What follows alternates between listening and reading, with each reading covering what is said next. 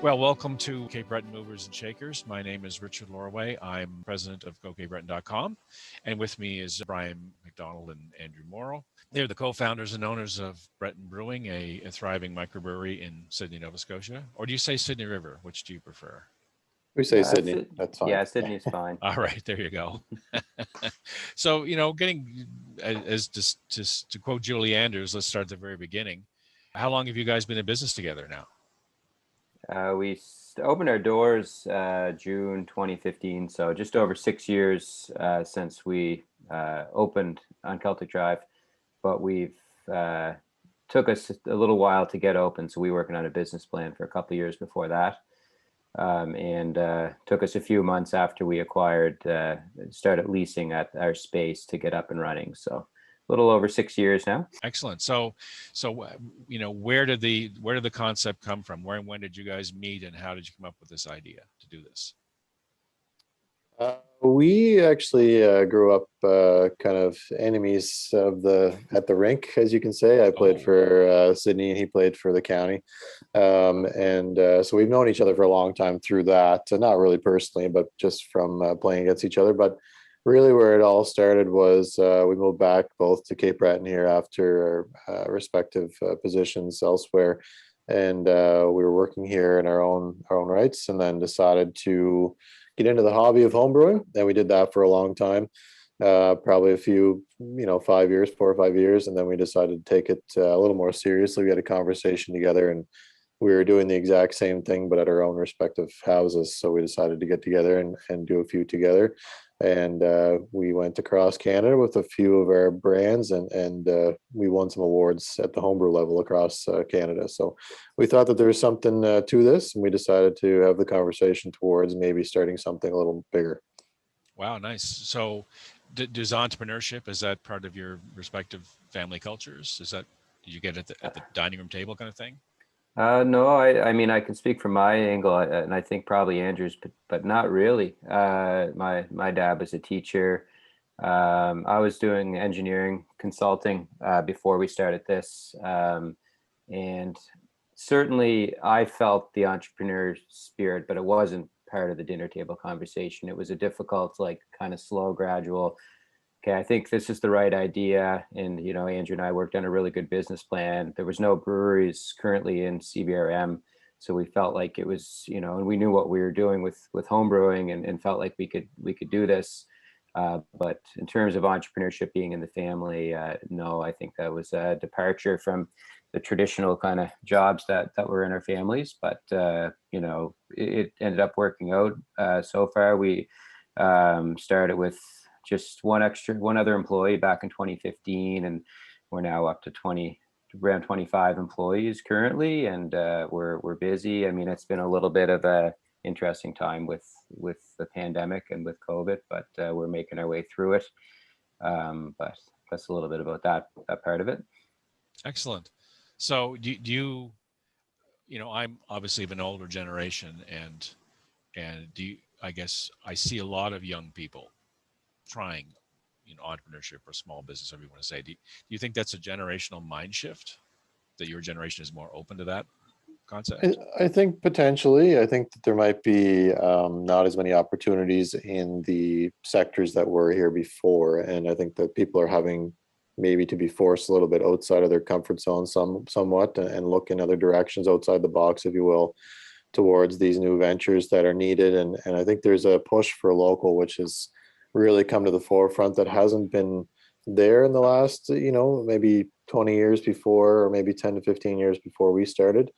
So now there's a huge shift in supporting local, and the need for jobs in the local market. So I think that it's definitely something that could be a generational thing. Super. So Bryan, you referenced the COVID situation. How has Breton Brewing adapted, and is it been a major setback? Is it the same? Is it better? Yeah, well, so when it happened a little over a year ago, we shifted as fast as we could. We had an online store, but we didn't have it set up for home delivery model. So we took us a couple of weeks to set that up, and that was definitely huge for us for those few months when everyone was in lockdown, and that helped us keep business going and B, keep people employed throughout that period, whether it be delivery, helping out with packaging. And so we were flexible there, but we were expecting growth last year and ended up down a little bit from what we had done the previous year. So compared to some other businesses, I think we fared out okay, but it was definitely, a lot of things that had to change at the brewery, and we had to adapt. And so we did the best we could. We added an additional patio on the front of the brewery when we were able to open back up last summer, so that helped out. So it's definitely different, but we also have the NSLC, which is our biggest customer. So that stayed open throughout it. So that was definitely helpful as well. Super. So how is doing business in Cape Breton? Have you found it better, different? Is there different challenges? Is it easier here? Tough to say. Like us. Go ahead, Drew. No, I was just going to say that I think that, of anything that we've learned so far, definitely there's a huge amount of support from the local community for us. And I think that's ingrained in Cape Bretoners in general. No matter what business it is, they want to support local more now than ever. So I think that that's, been a good surprise for us. We thought that there was a lot of support, but we didn't expect to the magnitude that we've been getting. So, because of that, like Brian said, we mentioned that we have 25 employees now. We are able to employ most of those people full-time year-round.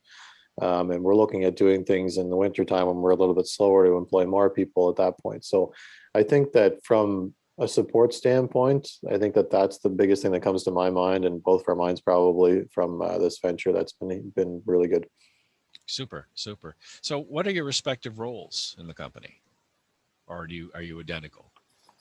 No, I wouldn't say it's identical. So we both wear lots of different hats where we're a small business. But when we both started out, it was, boots on the ground. We were both doing everything. So doing brewing, working the bar, everything. So as we've grown and we've had surrounded ourselves with an awesome team, certain people have stepped up and take over different roles, and I know we're working on continuing to grow the business, and to, as Andrew mentioned, to for those 25 staff to keep more steady employment throughout those shoulder seasons, and also to continue to grow and have more employees as we move down the road. Gotcha. So when you started, there's been an explosion of microbreweries in Nova Scotia, and I'm sure you're aware, and you all seem pretty supportive of each other. But with any new industry, often there's this period of blossoming where everybody's doing it, and then at a certain point, there's consolidation, for lack of a better word. Do you think we sort of reached our capacity yet for microbreweries? Or do you see more happening or less going down the road? I think that there's a lot of room for growth in the customer end of things. There's a lot of customers that currently do not drink craft beer, and that will eventually change over to drink craft beer. So there's a lot of room for growth there. Typically, it's about 90% or even a little more than that, not craft beer drinkers compared to craft beer drinkers in Nova Scotia, which is, when you look across the province in the US and everything else, that percentage is much higher. So there is lots of room for growth there. It just depends on how quickly that gets there. And I think the more that there are popping up in Nova Scotia, the more education there is around craft beer and what it's all about, and supporting local, and the tastes and the flavors, and why it's important to support your local craft breweries. So I think it's important to have that many breweries, because not all of them are competing for the same space. Some of them are more tourist destinations, and some of them are more production facilities like ourselves for the NSLC and kind of the whole gamut. But yeah, I think that makes sense that way. So if you were to look ahead 5 years, where do you see the company going? Where do you want to get to in 5 years? I think we're both in the same mindset that we want to continue to grow. I think that growing is the way to survive long term, and we want to be able to have this brewery around for many years and decades to come. So I think we would see ourselves producing more beer each year, and just continue to be innovative, provide good employee, work for our employees, and as well to continue to support the local community. That's a big part of our culture, is supporting local, whether it be charities or local musicians, working with the community as most we can. Are you still holding your trivia nights, which is with that reference, I guess? Yeah, actually, the first time in a while, we're having a trivia tonight for the first time in a while. But since we started the first year of 2015 in August, and we've pretty much done every single Thursday since then, and obviously COVID's impacted that. But we are still continuing to do that. And this is the first night in a while tonight. So we're looking forward to starting that again and being able to support local charities with that. Yeah, I think we're all starting to look forward to being more social. Yeah. Be a huge relief. Yeah. So you talked about your startup a little bit. Entrepreneurs always have these startup stories that kind of become part of the company culture or legend or whatever. Do you have any you'd like to share? There's definitely lots. There was some times when we were first brewing. I remember there was an early batch of Redcoat where there was, we were doing our brew, and one of the valves, there's these tri-clamp valves that let go, just wasn't tight enough, let go, and beer just started pouring against our boiler room wall, and we were, pretty scared. It was early on. What did we do? But we ended up salvaging it, and we ended up losing probably a couple 100 liters. And there's a lot of stories like that. There was one time we had our beer in our tank. I think it was a Sterling, and the carbonation stone that we used for carbonating wasn't in the tank, so we had to quickly take a valve off and then try to put this carbonation stone in while beer just starts flowing out. But that's just a couple examples. For the most part, it was more long grinding hours starting out, learning to brew. There's a couple of those stories, but for the most part, it was home brewing, but a lot bigger. And I think we learned how to use the equipment fairly quickly. It took a while to get efficient with it and not take 12 hours to do a brew. And I don't know if there's any stories or things you can think of, Drew, for early on. It was mostly the traumatic beer events that you talked about. That keeping in mind that beer came out of that tank was 100 degrees Celsius. It was boiling beer, so we had to mitigate that pretty quickly. But traumatic beer incidents, that could be almost like a category. Yeah, exactly. Your mill gets stuck where we have to unstick that and take it apart. Like you learn, because we are so far away from everything else that might be easy to fix for some, that we have to do a lot of it ourselves. And we've learned over the years that it's better to do it yourself and be able to talk to somebody and fix it yourself and know how to do it next time, than to really call somebody in every single time you have to do it. So we can pretty much take anything apart in the brewery and put it back together, and that's just self-taught. It's not anything that we learned, from the beginnings, or from before we started. But I think that's just an important kind of being innovative and really getting some elbow grease in there and get going. So you're still both actively involved in the brewing process, right from the first primary? No, we are, in the fact that we talk about the production.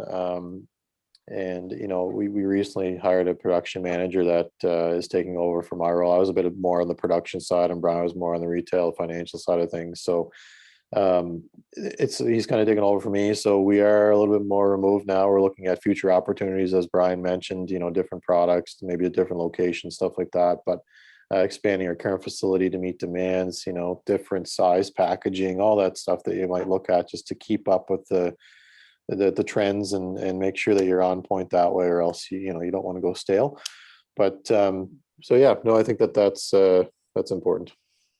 Good. By the way, I'd like to compliment you on your logo, your branding. Thanks. Thanks. It's brilliant in a very simple kind of way and memorable way. So kudos for that.